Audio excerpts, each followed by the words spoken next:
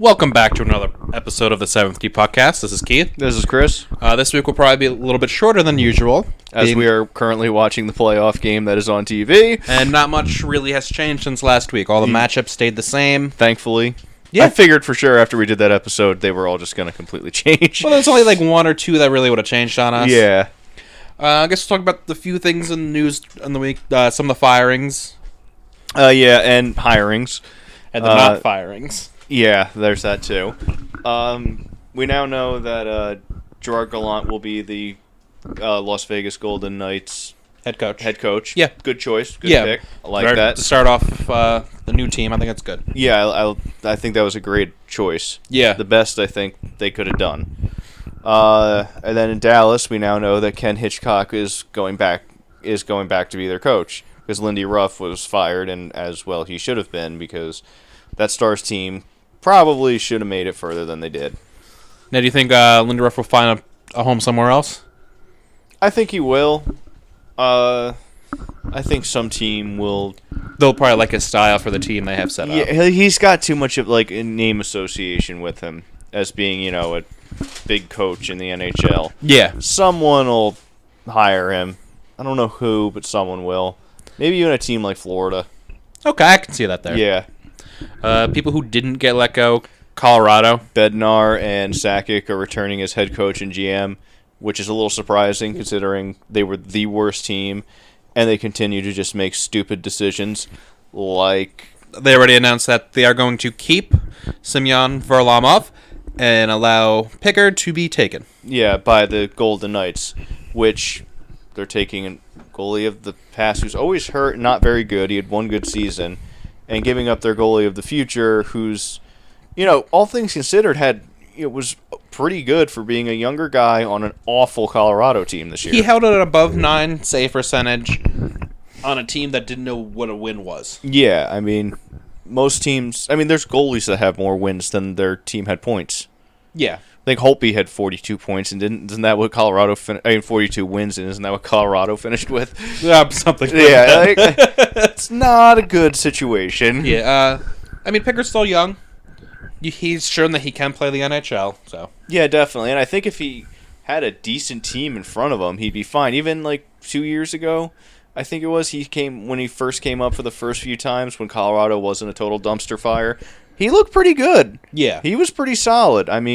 It's hard to judge anything off this season. Right now you can't tell what the Knights are going to do because we haven't seen the lists from the teams yet of who is going to be kept. What other goalies are going to be available that Yeah. who could get picked over Picard?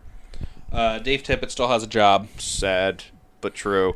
I will be saying that as long as he still has a job with the Coyotes. Yeah. Could do good with someone else, just not the Coyotes. He needs an older team, not the young one. Yeah.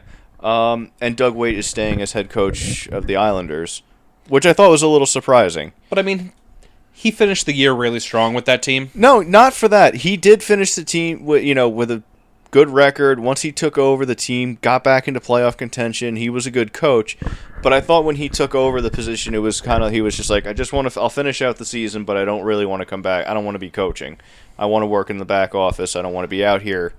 And then now I guess maybe he liked it. Maybe he enjoyed the thrill of the push at the end of the year. Kind of, as a player, I'm sure that kind of brought back some memories. And yeah. Maybe that made him more interested in actually coaching. And because he was pretty good at it, obviously. He got them, they weren't even close to a playoff spot when he took over. Yeah, and that's pretty much covers up all the news in the past week. Yeah, not a lot going on. We had the 4 games yesterday. I'll let you start it off just because you want to... Surprising with a lot of road wins. Yeah. All the road teams won last night. Obviously, I'm very happy about the Rangers beating Montreal. The Bell Center curse on Lundqvist did not, rear its ugly head. Do the Rangers look like they have the new MVP in Tanner Glass playing right now? I will say this. The Rangers' fourth line was absolutely dirty last night. Every time they were on the ice, the puck was in Montreal's end. They forechecked the hell out of Montreal and caused them to turn it over left and right. They just could not keep it together with that line out there. Now, are they the biggest scoring threat in the world? No, but It is there, though. It is there, and they kept the puck in, the other end the entire time. The best defenses, have the puck across the rink. Yeah. And Tanner Glass scored the first goal of the 2017 Stanley Cup playoffs. You had the Bruins and Senators. Bruins took game 1. Yep. Without, getting a shot in the second period? Yeah, they did not have a single shot in the second period.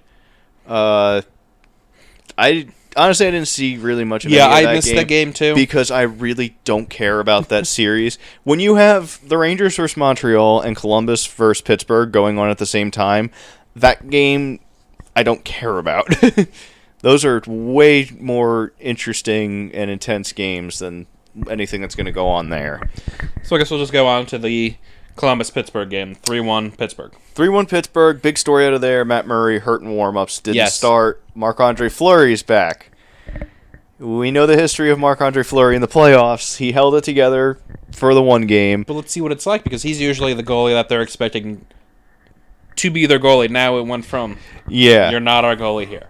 I mean, you think about it, Columbus came in probably expecting to play against Murray. They had a game plan for Murray, and then at the last second they had to change it to Fleury. Yeah. So that can also throw off another team. Coming up next game, they now know Fleury is starting. Make your game plan accordingly. Unless Pittsburgh goes, oh, no, Murray's actually... No, they announced he's not. He's out for Game 2 as well. He's being evaluated. Fleury will start Game 2. So now they actually know what they're going into. I also expected Columbus to maybe get off, the first game of the series to be a little rough. They haven't been in the playoffs much. I wouldn't be surprised if they went down 3-0 and then tore them apart the next 2-3 games. Even 2-0, and then really get their legs back under them. They didn't seem to have their full hitting game going last night. Yeah, probably playing a little tentative. They kind of were trying to play too much of Pittsburgh's game. Yeah. Speed and, finesse, which isn't... Okay. So, it'll be interesting to watch the rest of that series. I'll definitely look for those games. Yeah. Definitely will be a good rest of the series. Blues and Wild, very low-scoring game. Low-scoring game, but a lot of activity. Yeah. It was not a boring. 51 saves from Jake Allen. Which actually isn't a very good sign to look at. No, if you're the Blues, that's got to terrify you because, yes, he stopped 51 in that game. Fantastic. But is he going to do that for 3 more games after this? If they're putting up 50, 2 shots on goal. If they're putting over 40 shots on goal every game, you're not going to win. Yeah, they are going to get... knocked out from the rest of the way if that's what's going to happen. They got lucky that they won Game 1. Yeah. Minnesota just dominated. We have the Sharks-Oilers game. Sharks came back after being down 2-0. Yeah, I saw the start of that game, and you just kind of knew. It's the inexperience of Edmonton. They got out to that early 2-0 lead, but it's I wouldn't count the Sharks out yet because they have all the experience of being in the playoffs. And they did the one thing they needed to against such a young team. Once they scored that goal, scored that second one, that game was theirs. Yeah, they got in their heads. They completely, had them all playing, back on their heels. They didn't have any of their flow going anymore. And that's the difference between a team like Edmonton and a team like San Jose and the experience edge.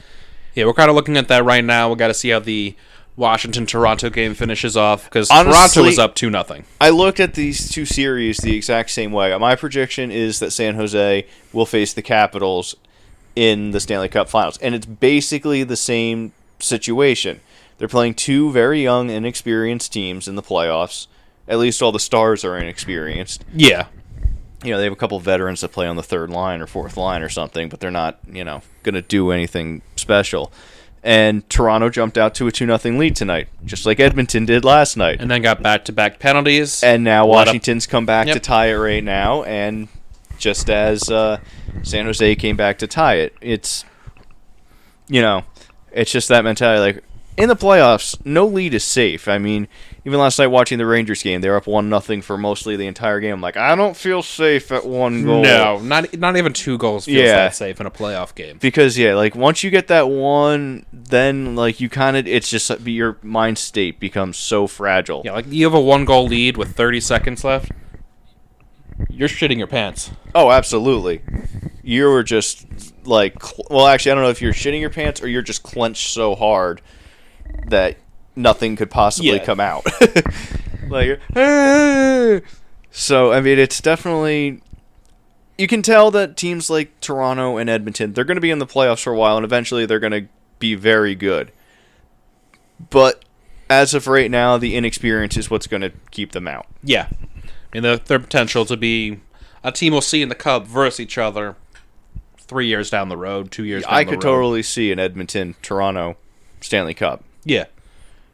Wouldn't be surprised. It would be a great series to watch, too. You know the energy in that building would be insane. Yeah, no matter which one they were in, it's going to be loud. The games will be fast. Yeah, it's going to be like... You're not even going to be able to hear the announcers over the crowd, probably, in those arenas. Yeah. It's going to be loud. The other game going on still is the Predator Blackhawk. I'm still hoping the Predators win. Yeah. I'm so sick of Chicago. I mean, so far with what we've seen in the game, Chicago's been all over them. Yeah. But I mean, they've been controlling the puck in Nashville's zone. Nashville's defense has actually looked really good. They've blocked a lot of shots. Yeah. Which is what they're going to need to do against and they're such a potent keeping the offense. shots mainly to the outside that they are getting. Yeah. That Chicago is There's generating. no clean shot. Yeah, they're not right in front. They're not wide open. They're not, They're getting a lot of shots and they're keeping the puck in the zone, but they're not in great places. We saw the Flames Duck game tonight, which I think is going to be a good game. Yeah, it's definitely going to be an interesting series. It really depends on what Elliott shows up to start this. Yeah.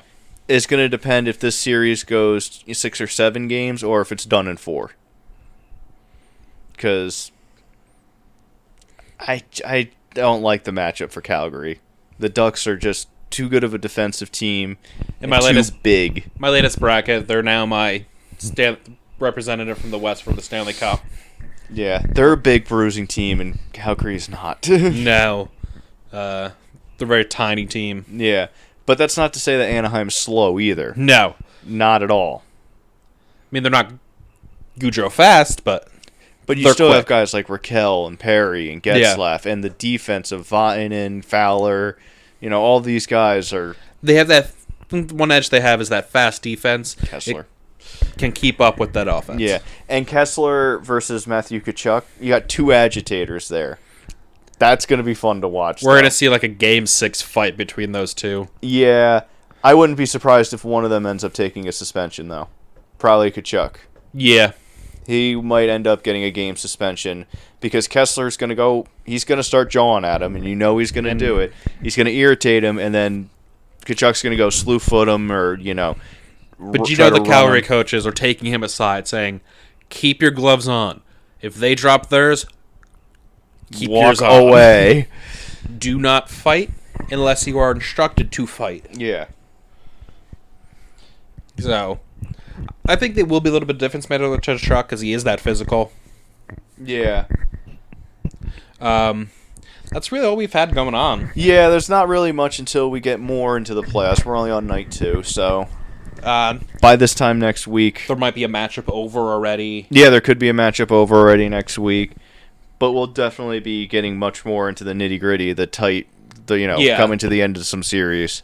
Letting you in on what we see.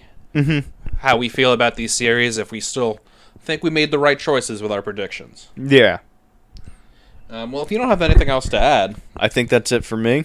Okay. So we will be back next week with... More playoff wrap-up. More playoff. Maybe hear a little bit more about the Vegas Knights. Yeah, maybe we'll hear some new things in the coming week.